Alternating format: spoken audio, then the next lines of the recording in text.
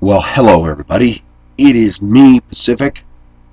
This morning I woke up early. We were told we were going to have a blizzard.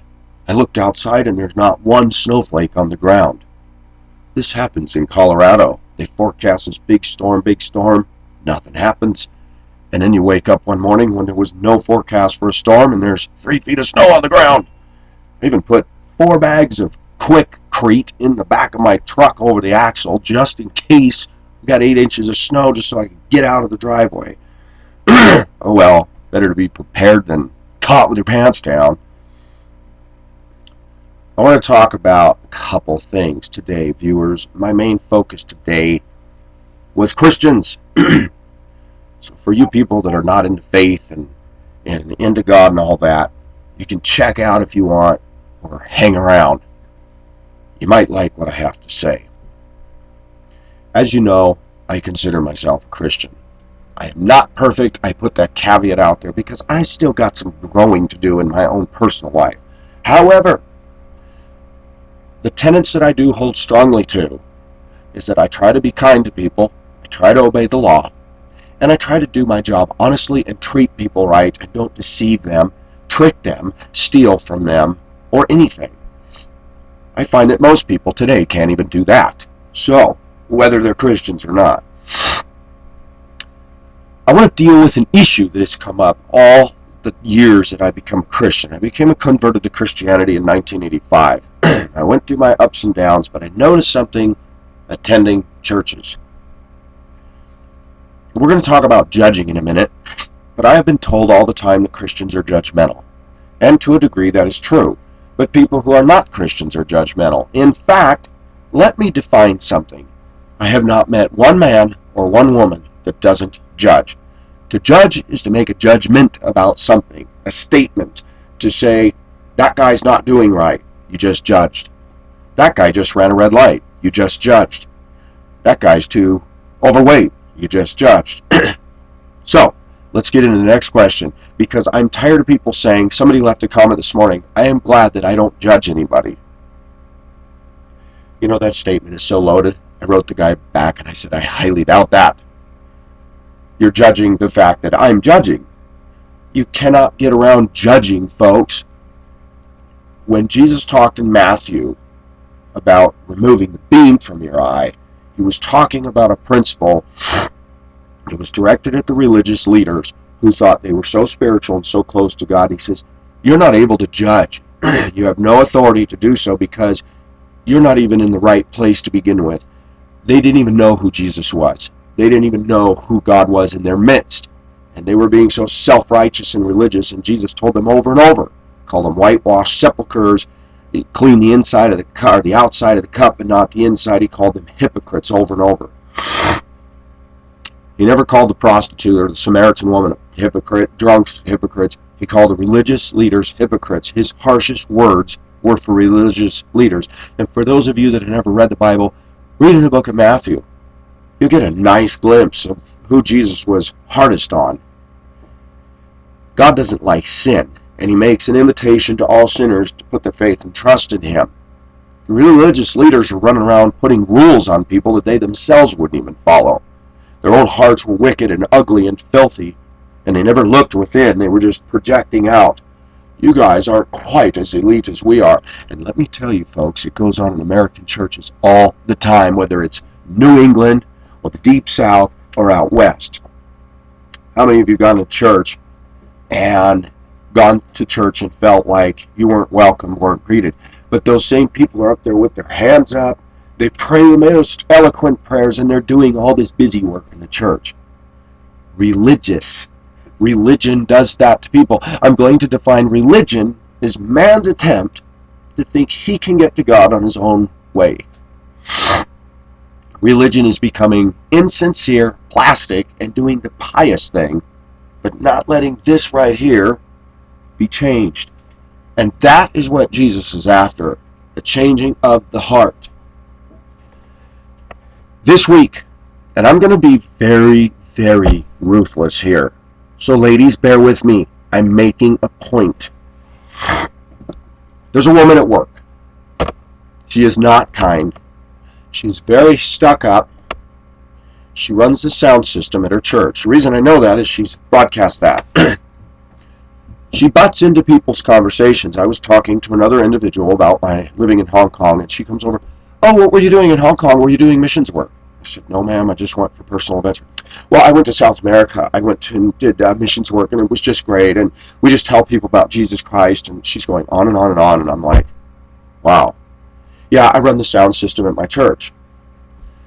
Somebody just 2 weeks ago introduced me to this woman. They introduced me to this woman saying, "You might like her," because, I'm looking for a girlfriend, right? I'm not impressed with her. Let me tell you a couple things. Now, guys, forgive me, you're going to go, "Come on, Pacific, what's this?" Making a point. People claim that they follow all the teachings of Jesus, this book, the Bible. They claim that they're so holy, righteous, and they carry themselves with this attitude that they're better than other people. Well, guess what?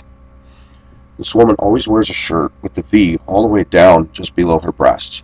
When she bends over, you can see everything. And I'm not trying to be crude, but she's young looking, but when she lifts up her arms sag all the way down to here. There's all these wrinkles. There's no firmness at all, which clearly shows me she doesn't physically do anything that tones her up. Breasts are saggy and large, but she dresses what I would call, for a Christian, not appropriate. I'm trying to be nice here. That being said, I'm not attracted to her, and that's fine. But what got to me, I was having a discussion with somebody at the break room the other day. She said, "I'm not a Christian." I guess she goes to the Catholic Church sometimes, but she said that she's not a Christian. She said she's not a conservative, but she's always had an open discussion with me about things. She goes, "Well, you're evangelical, right?" I said, "Yeah." So we were having a discussion, and I was telling her about my experiences with churches, because she has found some of the same to be. She was talking about some of her family that became born again, and how some of them are not so nice. And I said something, I said, you go into most churches today, and they're cliquey, and they're rude, and I said, they really don't grasp the heart of what Jesus was trying to say, that if you're a Christian, we're not perfect, but we do need to make changes. This woman butted into the conversation, and she goes, very rudely, she goes, "Well, the first thing you need to know is when you are a Christian, you're supposed to follow Jesus, and you're not supposed to look at other people at all."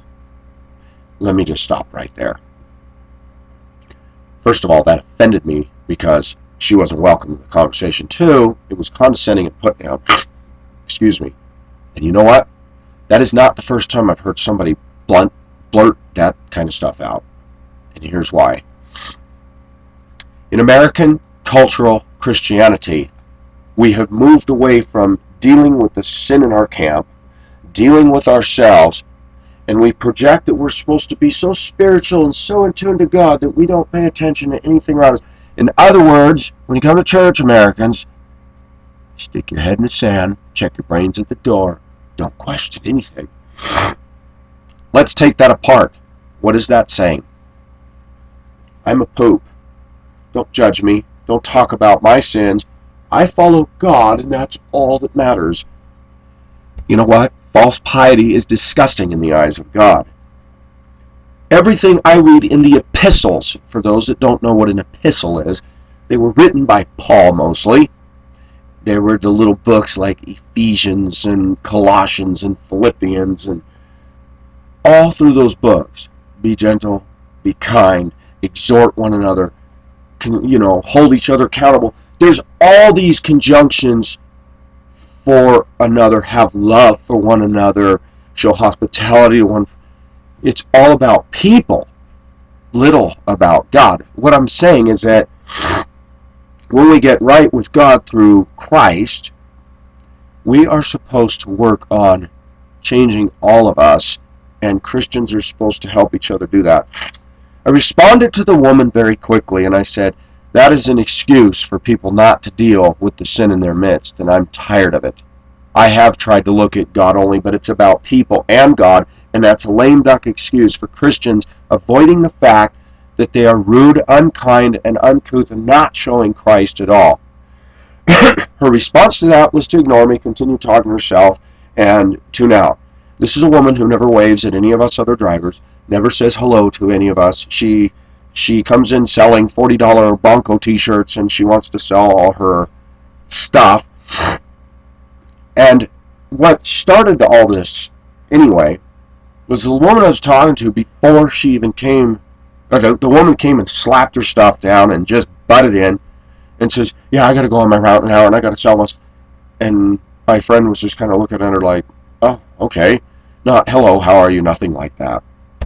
She said to me when the woman left to go to the bathroom, I can't stand her. She just comes in here, slaps her stuff down. She's very rude. She never says hello, and, she thinks she's so important. I said, well, remember that day you introduced me to her? She didn't even look me in the eye, didn't even say, hi, good to meet you. I said, did you notice that?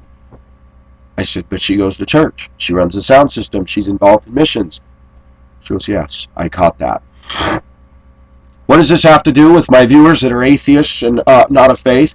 Because I know you guys see this kind of stuff too, and I'm telling you that as a Christian, I'm not here to sugarcoat and gloss over what I believe and say that we're perfect, you're not, you guys are all a bunch of fools, okay? For you atheists out there, I have a very good friend. He's in his 60s. Let me tell you a little bit about him. He's an elite certified ski instructor. He just retired last year from teaching at Copper Mountain, Colorado. He makes good money. He's the manager of a used truck sales place. The manager, of the lot, and controls that. He pulls down a good salary. He and his wife are avid skiers. He stopped teaching, but he skis runs that, to give you an example, and I say this because this is going somewhere. He takes a chairlift up as far as he can go. Then he and several others get in a snowcat, which goes as far as it can go. Then they get out of the snowcat and hike to the summit. This is a place in Colorado. Forgot the name of the run, but it's like this. You ski down the flank of this thing, and you have to turn out to the left before plunging over a cliff. Most of the people doing this are in their 20s or 30s. At 62 years old, the guy's going down this run, and all these guys, nobody talks to each other. You talk about the Pride Club. This is like the Everest, people that walk past people dying to bag the summit. Disgusting, heartless egos. Same thing here. Nobody talks to each other in the snowcat. They all just kind of posture that they're just king male. But he said he noticed they all look at him. What's this old dude doing up here? And I love it. My friend just goes down, turns out, and they're just like, what? I could have had a V8. I love it. Why do I love it? Because sometimes somebody comes along and breaks the mold. Says, you guys may be in your 20s and think you got six-pack abs, but I'm 60-something years old, and I just did that run without a hitch. See, he's an atheist. In his comment to me when we worked together, he said, you are contrary. Why, specific? We were in the lot truck. I delivered a truck. He picked me up. And on the way back, he had this discussion, and he said, you are not like other people. He says, in fact, I cannot stand Christians. He said, they all want to preach to me. He says, I just don't like them. He said, but I noticed something. You work hard. You submit to what I ask you to do in the job. And he says, I notice you don't just follow anybody, even your own kind. I said, thank you. I consider that a compliment. I don't follow Christians. I don't follow anybody. I take good examples. I take good advice from anybody. I don't take advice from people that are condescending and look down on me. They discredit themselves right now. If basic respect and manners aren't there, you're done. Finished.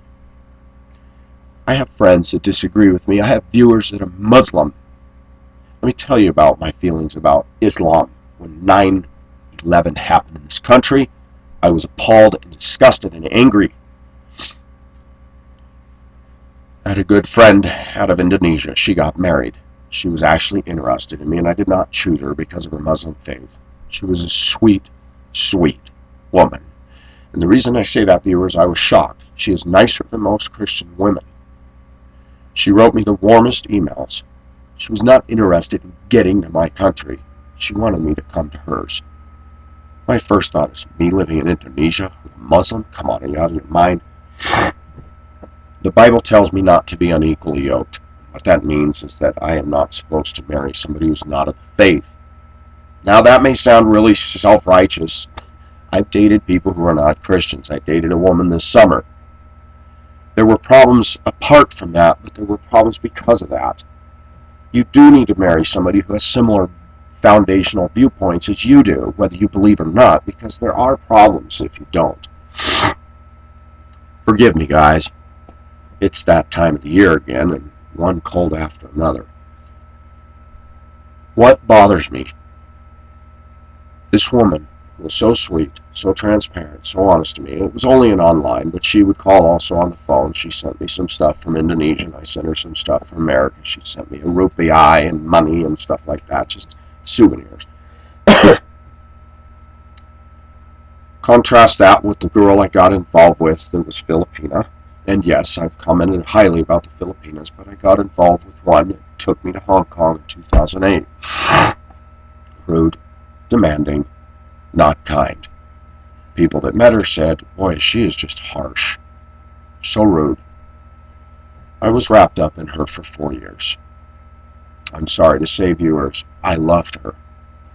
And I kept going after her even though I saw the warning signs. And I kept going after her because she claimed to be a Christian when we went to church. But her Christianity was quite shallow.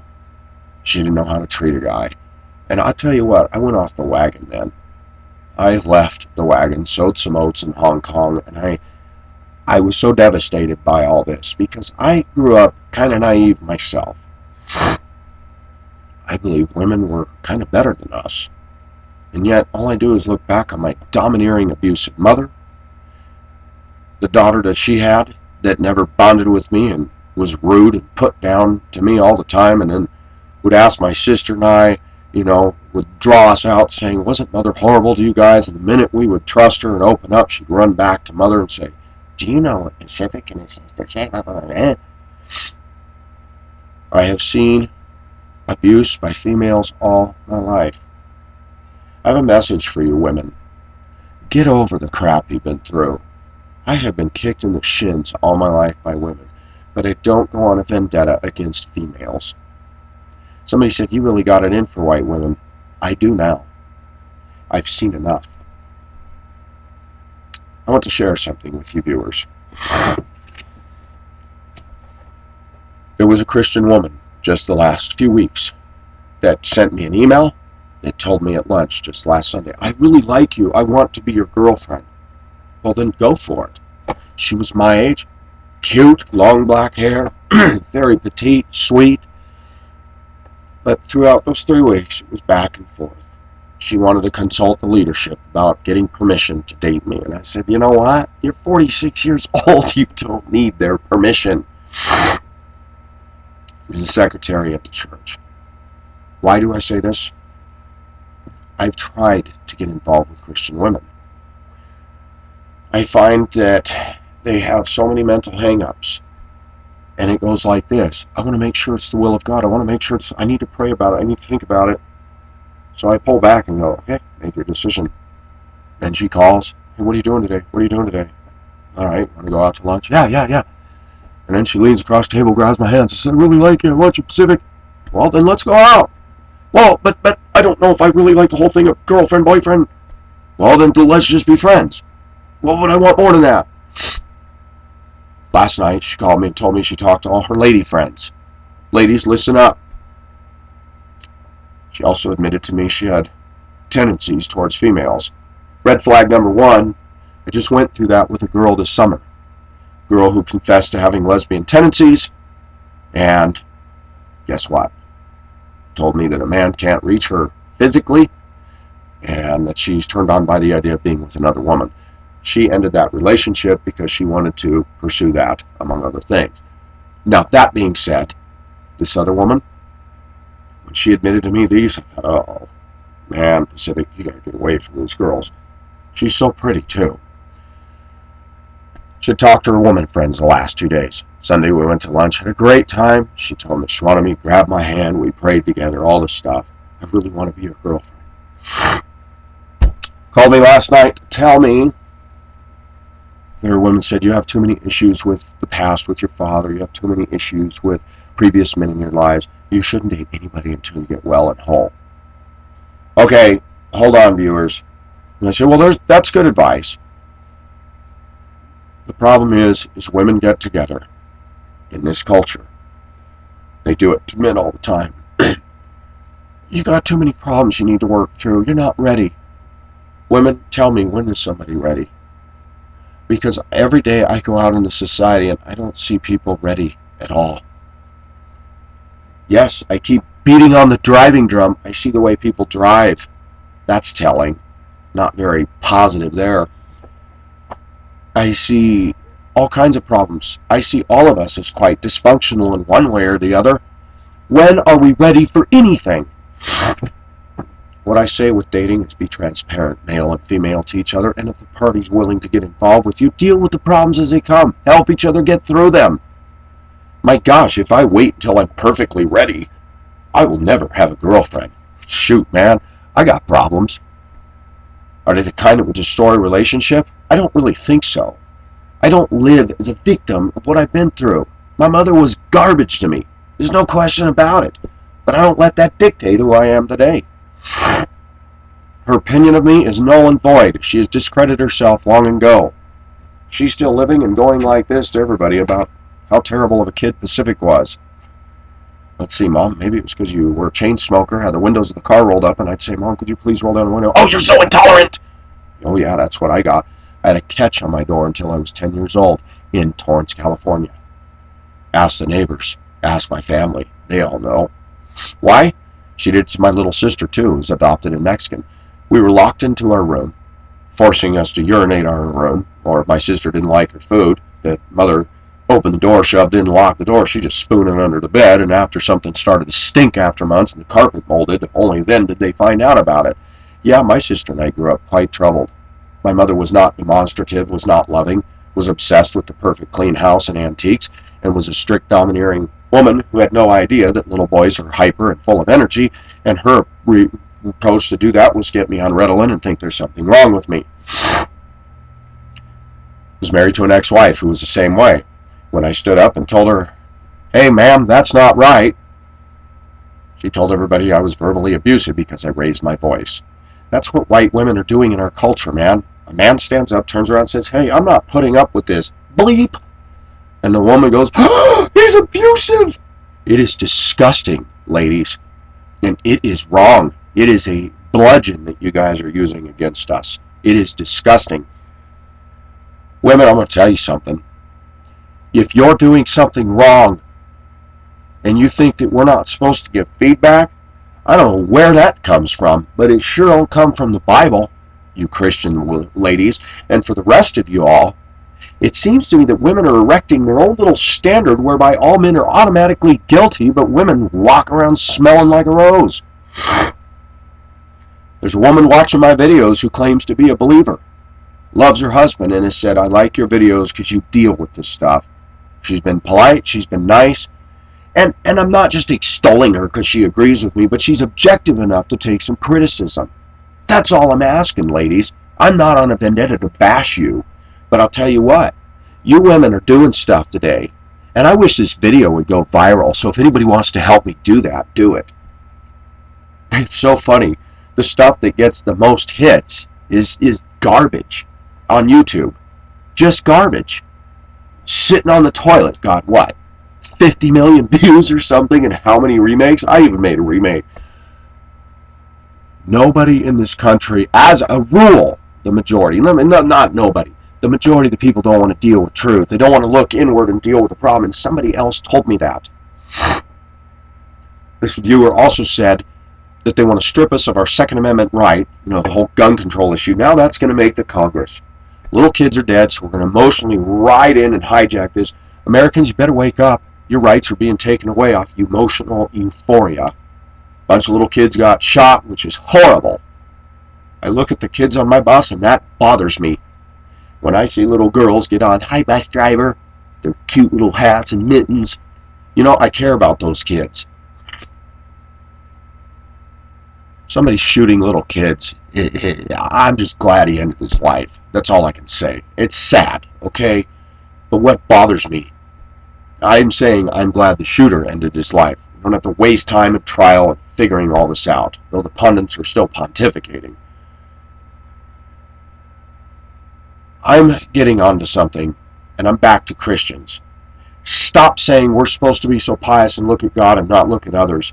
I'm sorry, it's human nature to look at others, and when people go into a church and don't feel the warmth and sincerity coming from people, or they come into church and everybody says, hey, we got a newcomer in here, let's evangelize him, let's get him, he's one of them.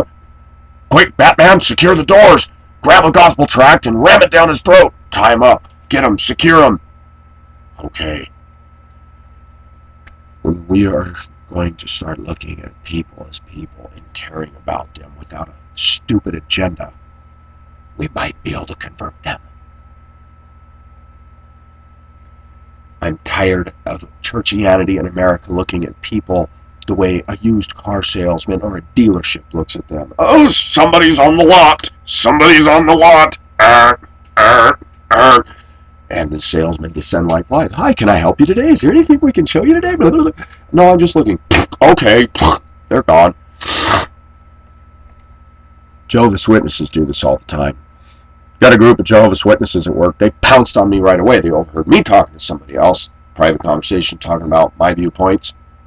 Oh, you know a lot about the Bible. You're very smart. They start massaging my ego, and I'm like, oh, thank you. Joke law. When they saw that I wasn't interested, they don't talk to me anymore. Why do people in America look at people as a customer and to make a sale? Men do it, women do it all the time. How come we can't just love people?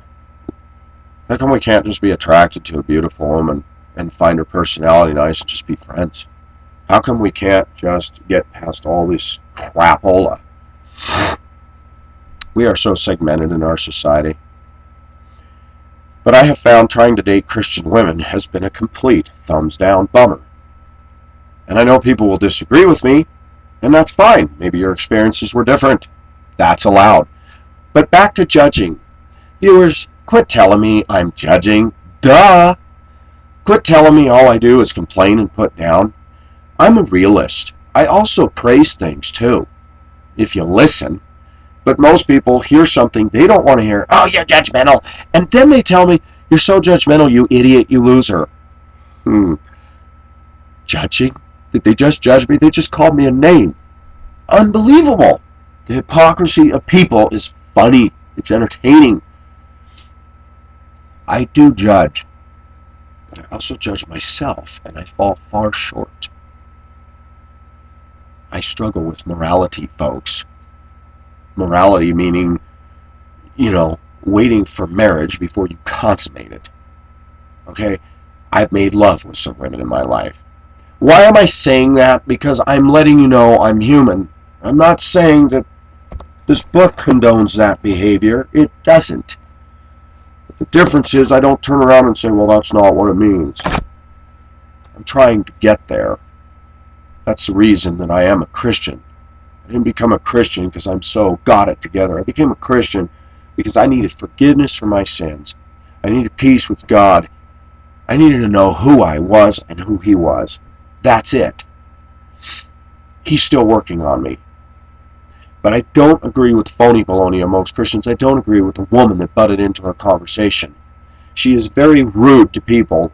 Big red flag number one, Christians. When you can't even be nice to people, say hello and greet them and show that you're not selfish like everybody else, you've just discredited your message. I don't care how much evangelism and little plays you do telling people about Christ in, Brazil.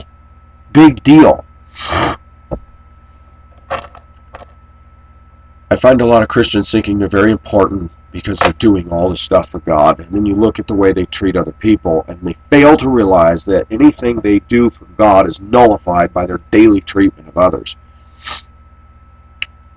Why is it that Christians don't wake up to being sincere? Jesus was real.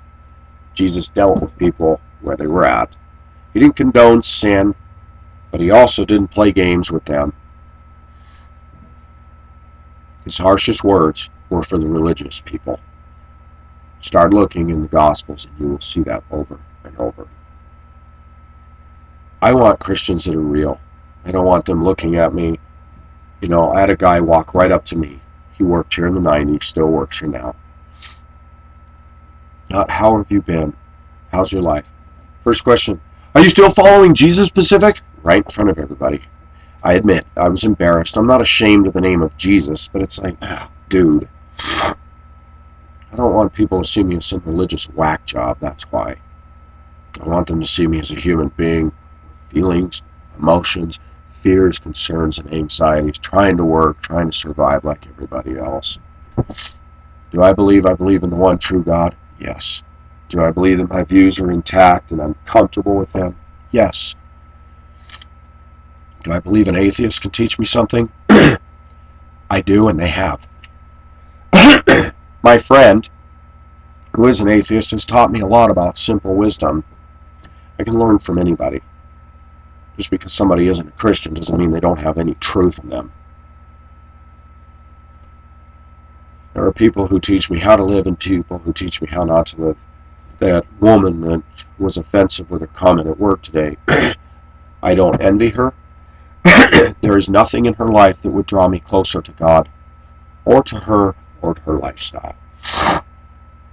She is among the camp of the redeemed that tells me I don't want anything to do with those folks. The girl this week, I wrote her a very heartfelt email saying, you know, I really liked you. If you're going to wait until you're ready to find a boyfriend, when you're wrinkled and too old and ready to find a man, you might be surprised to find there's nobody standing in line. None of us is ever ready. And I'm tired of women putting that on our society of males and saying, you got passive-aggressive issues. Ladies, you guys have passive-aggressive and anger management issues. I see it all day. Yesterday I'm trying to get over, I got a yield sign, I got to merge on an off-ramp where people come screaming down the freeway to a traffic light. It's 30, but do they go 30? No! And I'm a bus loaded with kids. Yesterday I wait, signal, 29 cars go by and it's all females. And guess what? 2 Mexican guys in a beat-up pickup truck with a contractor business on the side flashed their high beams at me and let me in. I stuck my head out the window, waved, and I got into the left lane, went down. They passed me, looked at me, I said thanks, and they put their hand out, waved.